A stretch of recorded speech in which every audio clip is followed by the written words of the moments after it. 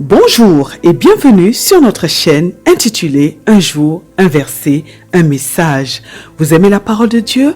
Vous appréciez notre travail? Merci de vous abonner afin de soutenir notre page, afin de permettre à une multitude de personnes de bénéficier de notre travail. Que Dieu vous bénisse. Notre passage de ce jour est tiré du livre de 1 Corinthiens, chapitre 6, verset 12. La Bible nous dit « Tout m'est permis, mais tout n'est pas utile. Tout m'est permis, mais je ne me laisserai pas dominer par quoi que ce soit. » Dans notre passage d'aujourd'hui, notre Dieu nous dit, par la bouche de l'apôtre Paul, que nous avons la possibilité de tout faire dans notre vie, que nous avons la possibilité de rêver de toutes choses, d'imaginer toutes choses et de les accomplir, mais que ce n'est pas tout ce que nous choisissons de faire, tout ce que nous décidons de créer, d'accomplir, qui nous est utile. Dieu nous dit que ce n'est pas tout ce que nous décidons d'accomplir qui peut nous aider à manifester, à faire la volonté de Dieu, qui peut nous aider à atteindre nos objectifs dans la vie. Le Seigneur nous dit que nous ne devons pas nous laisser dominer par quoi que ce soit.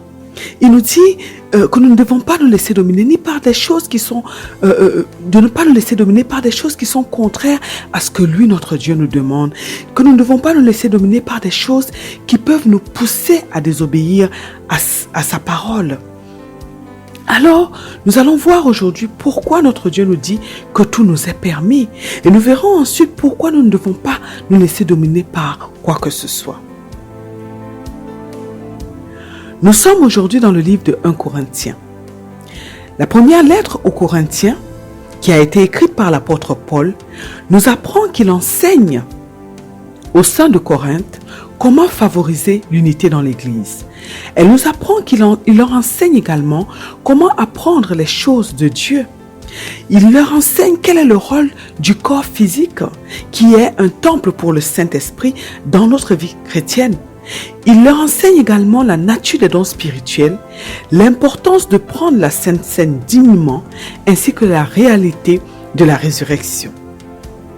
C'est le premier verset de la première épître, de la première lettre aux Corinthiens, qui nous montre que cette lettre a été envoyée par l'apôtre Paul et un disciple du nom de Sosthène, qui lui a probablement servi de scribe.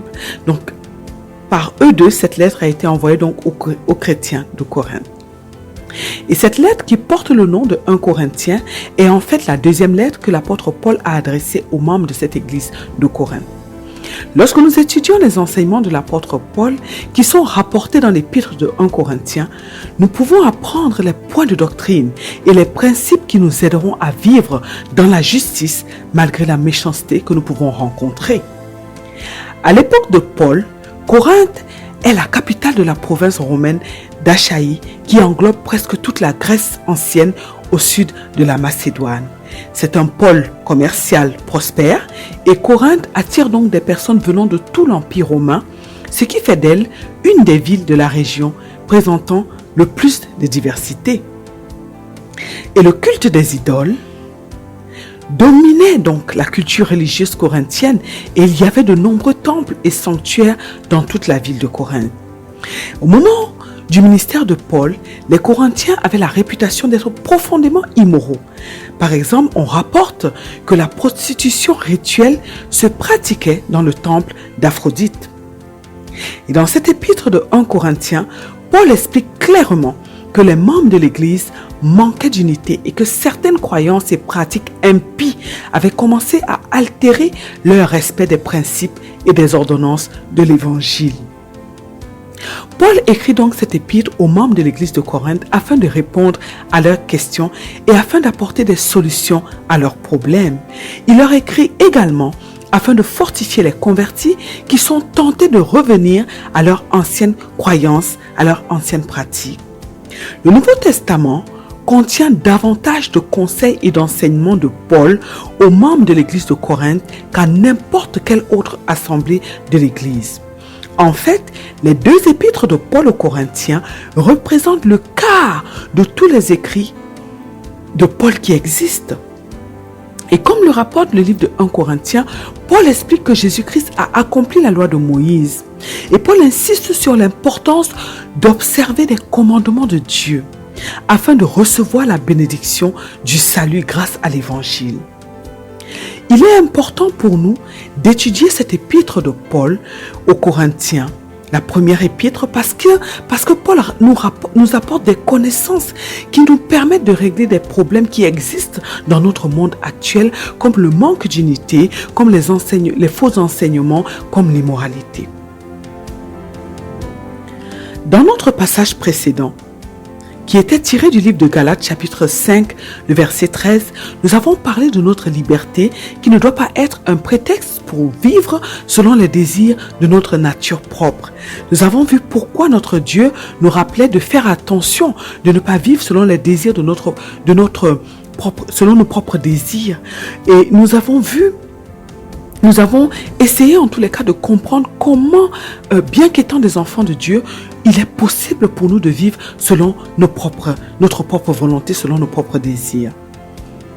Nous avons dit que notre Seigneur Jésus-Christ nous a affranchis de la loi du péché et de la mort en donnant sa vie à la croix pour nous. De même, nous avons dit que nous sommes morts avec Jésus-Christ et nous sommes ressuscités avec lui à travers les eaux du baptême. Désormais, nous avons la capacité de dominer sur le péché ainsi que sur les désirs de notre chair. Mais nous devons véritablement être nés de nouveau, nous devons être conduits par le Saint-Esprit de Dieu, nous devons vivre pour Dieu. En effet, lorsque nous avons accepté le Seigneur Jésus-Christ comme notre Seigneur et Sauveur et que nous avons laissé donc le Saint-Esprit nous conduire au quotidien, nous sommes protégés et nous sommes des hommes et des femmes préservés.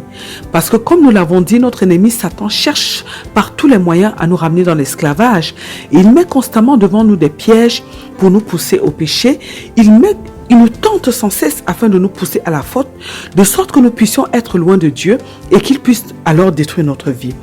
Nous avons dit que lorsque nous avons accepté le Seigneur Jésus-Christ et que nous avons donc renié le diable, nous sommes des hommes et des femmes, des personnes qui sont en permanence épiés, en permanence surveillés par les agents du monde des ténèbres. Et lorsque nous ne sommes pas conduits par le Saint-Esprit, mais que nous vivons pour nous-mêmes, que nous vivons pour réaliser nos propres désirs, que nous vivons pour faire notre propre volonté, nous sommes alors conduits par notre chair et là, nous sommes des personnes qui sommes en danger. Parce que lorsque nous sommes conduits par le Saint-Esprit, il nous forme et nous recherchons alors le fruit du Saint-Esprit. Nous recherchons alors la volonté de Dieu. Mais lorsque nous sommes conduits par notre âme, c'est notre chair qui nous conduit, ce sont nos émotions qui nous conduisent, ainsi que nos sentiments. Et à ce moment-là, nous sommes en réel danger. Et nous avons également dit que c'est de cela que notre Seigneur Jésus-Christ est en train de nous parler dans le passage de Galates chapitre 5 verset 13. Nous avons dit que certaines personnes se cachent en effet derrière la chrétienté pour accomplir les désirs de leur chair.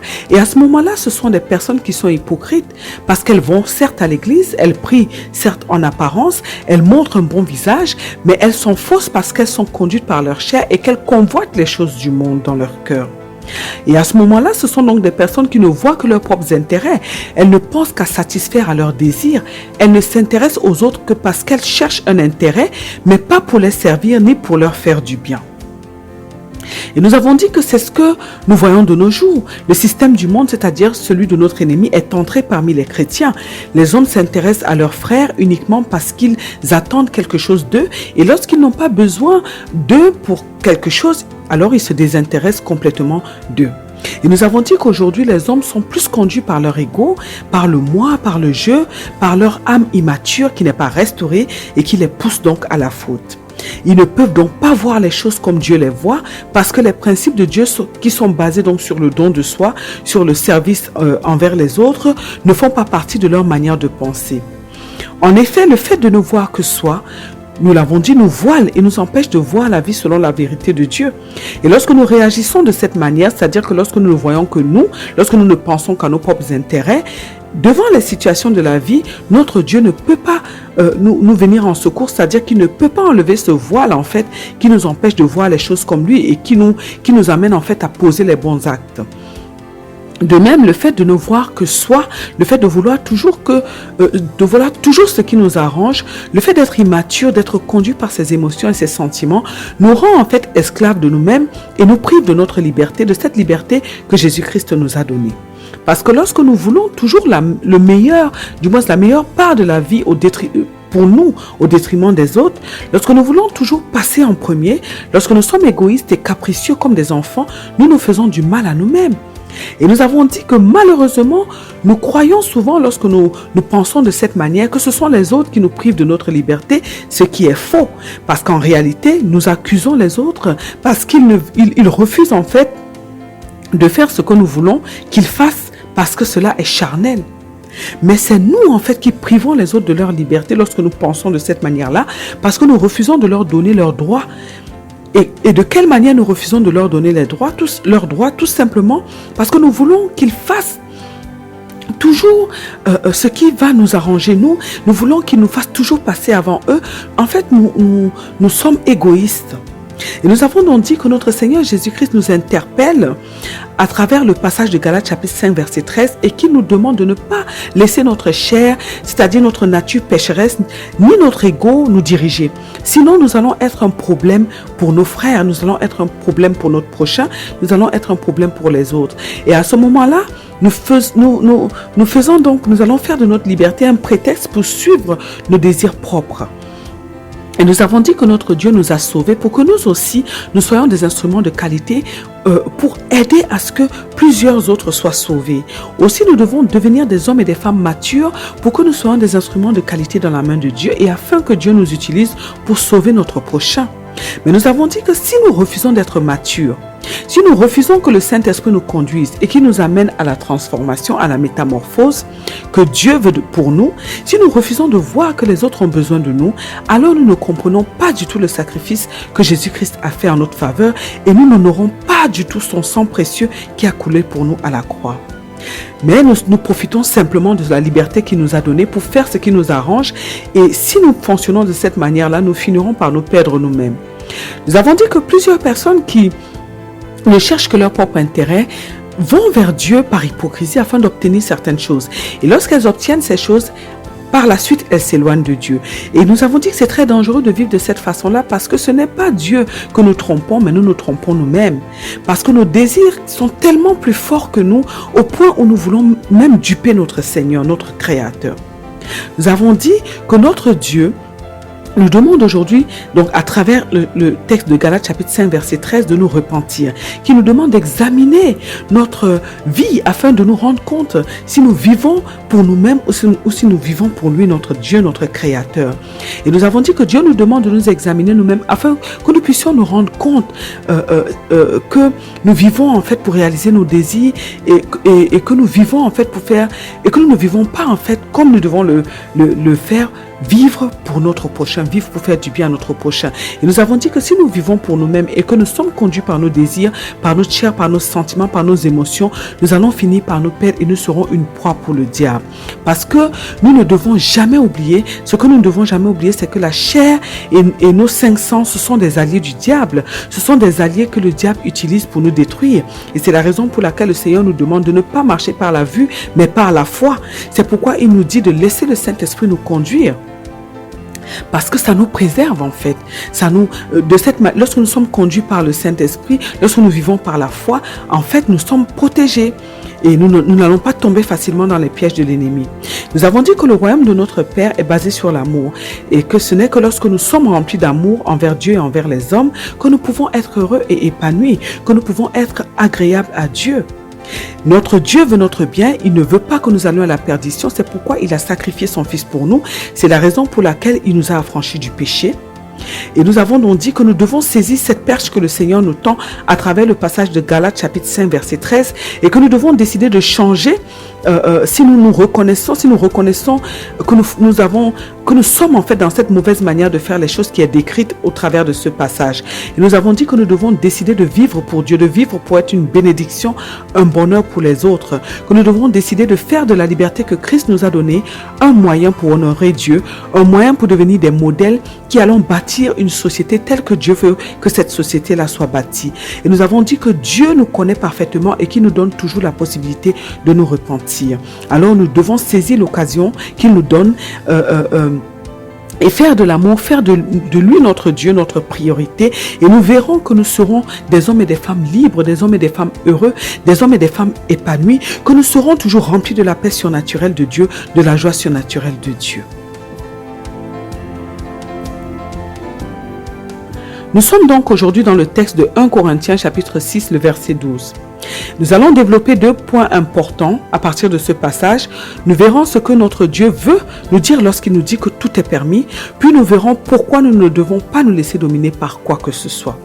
Dans ce passage, notre Dieu, à travers l'apôtre Paul, nous dit que tout nous est permis. Lorsqu'on parle de tout, on parle de toutes choses. Aujourd'hui, nous sommes des enfants de Dieu. Nous sommes des citoyens du royaume de Dieu. Nous ne sommes plus des esclaves, mais des hommes et des femmes libérés, libres du péché. Étant libres, nous pouvons vivre heureux et profiter de la vie. Rien ne nous empêche de vivre comme nous le voulons. Nous pouvons acquérir des richesses, nous pouvons accomplir tout ce que nous voulons accomplir sur la terre. Lorsque notre Dieu nous dit que tout est permis, il nous parle de nos rêves, il nous parle de notre imagination. Il nous est permis de rêver de tout ce que nous voulons. Et nous pouvons, avec notre foi, appeler nos rêves à manifestation. Appeler ce que nous imaginons à manifestation. Notre foi en Jésus-Christ nous donne accès à tout ce que nous voulons sur la terre. Nous ne sommes plus limités, sauf si nous-mêmes nous décidons de nous mettre des limites à cause de notre manque de foi. Aujourd'hui, avec la nature de Dieu qui est la nôtre, nous pouvons tout faire, nous pouvons tout créer comme notre Dieu le fait, comme notre Dieu crée. Notre Seigneur Jésus-Christ nous a dit que nous ferons des choses plus grandes que celles qu'il a accomplies. Oui, avec notre foi, nous n'avons plus de limites, tout nous est permis. Et notre Dieu veut que nous puissions, avec notre foi, montrer que nous sommes ses enfants en manifestant le surnaturel sur la terre. Nous sommes des personnes qui devons apporter des solutions sur la terre. Nous sommes chacun des enfants de Dieu, nous sommes chacun de nous des enfants de Dieu et nous sommes chacun de nous une solution pour un problème qui existe sur la terre. Et avec notre foi, nous pouvons alors tout accomplir. Nous ne devons plus vivre comme des hommes et des femmes ordinaires parce que nous ne le sommes pas. Nous sommes des dieux sur la terre et tout nous est permis en fait. Nous pouvons décider de faire une chose et avec notre foi, cette chose-là va s'accomplir. Avec notre foi, nous devons donc vivre dans le bonheur et la paix de Dieu. Nous devons résoudre les problèmes des hommes autour de nous ainsi que nos propres problèmes. Rien ne peut plus nous arrêter avec notre foi. Il n'y a plus de limite, tout nous est permis. C'est-à-dire que lorsque nous sommes dans une situation de maladie, par exemple, la parole de Dieu nous dit que Christ nous a déjà donné la guérison par ses meurtrissures. Alors nous allons activer notre foi à partir de cette parole de Dieu et nous allons demander que cette maladie disparaisse, qu'elle parte. Et cette maladie doit partir parce que rien ne peut résister à notre foi. Dieu lui-même est faible face à la puissance de notre foi. Nous avons vu comment notre Seigneur Jésus-Christ était émerveillé lorsqu'il croisait une personne qui manifestait une grande foi. Et rappelons-nous qu'il disait souvent aux personnes à qui il apportait du secours que c'était leur foi qui les avait sauvés, c'était leur foi qui les avait guéris. Notre Dieu nous dit aujourd'hui qu'avec notre foi en Jésus-Christ, tout nous est permis. Nous pouvons tout réaliser, nous pouvons tout accomplir, nous pouvons tout manifester sur la terre. Mais il nous dit également ceci. Notre Dieu nous dit que même si tout nous est permis, tout ne nous est pas utile. Effectivement, même s'il est permis de rêver de tout, même s'il est permis de tout imaginer, même s'il est permis de tout accomplir par notre foi, ce ne sont pas toutes les choses qui sont utiles à notre royaume qui est le royaume de Dieu. Nous l'avons dit, nous vivons désormais pour notre Dieu. Nous vivons désormais pour notre royaume qui est le royaume de notre Dieu. Nous avons été rachetés, sauvés, afin que plusieurs aussi soient sauvés par nous. Et pour cela, nous ne devons pas être dans la distraction. De même, nous ne devons pas utiliser notre foi pour des choses futiles, des choses qui ne vont pas servir pour notre mission, pour le travail que Dieu nous a donné d'accomplir sur la terre. Nous sommes désormais des esclaves de Dieu et nous travaillons pour notre royaume. Et pour cela, notre Dieu, par son Esprit Saint, nous amène à devenir des hommes et des femmes matures, des hommes et des femmes qui manifestent le caractère de Jésus-Christ, parce que Dieu n'est pas dans des futilités. Et nous devons grandir justement pour sortir de tout ce qui est futile. Nous devons comprendre que nous devons vivre pour accomplir des grandes choses pour le royaume de Dieu. Tant que nous n'allons pas comprendre cela, nous allons utiliser notre liberté pour poursuivre des choses qui ne nous apporteront rien. Et nous allons facilement tomber dans des choses qui sont liées à notre chair. Nous allons facilement nous laisser diriger par nos émotions, par nos sentiments, et nous allons être dans des choses qui ne glorifient pas du tout notre Dieu. Telles que la course pour ramasser les biens de ce monde, la course pour nous montrer aux hommes, par exemple.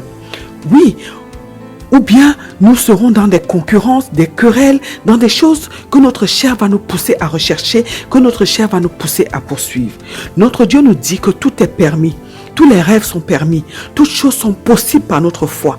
Mais il nous dit que nous devons choisir de faire ce qui va servir à gagner des âmes, ce qui va servir à sauver les hommes sur la terre, ce qui va servir à régler les problèmes des hommes sur la terre. Nous devons abandonner ce qui est futile pour courir derrière ce qui est essentiel.